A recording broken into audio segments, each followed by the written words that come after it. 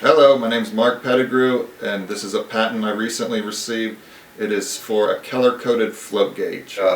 Power steering was making noise when I was driving my car around, so I pulled in my garage and I looked at the fluid levels, and I couldn't even read it on the dipstick. And what it was is they'd topped it all the way off, and so I had to take out more than a cup of fluid. And the thing is, I had been driving around like that with it being overfilled and putting pressure on the seals and the pumps for 2 years, and I was pretty upset because I take really good care of my car. So it took me 2 months to come up with this idea so that you can check your fluid levels just at a glance, and you don't have to get dirty and pull out a dipstick and put it back in.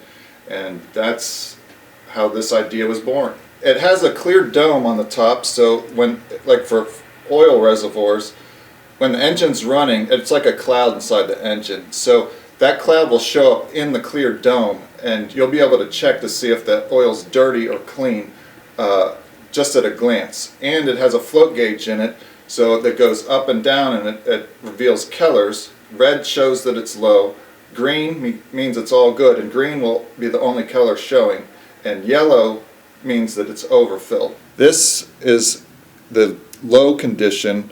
And also, this is where it will be when the engine's on, if it's for an oil reservoir.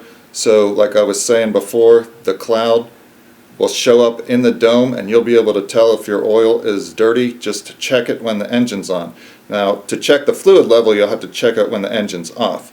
So in this condition, you can see a red band, and that is indicating that the fluid level is low and that you need to add some fluid.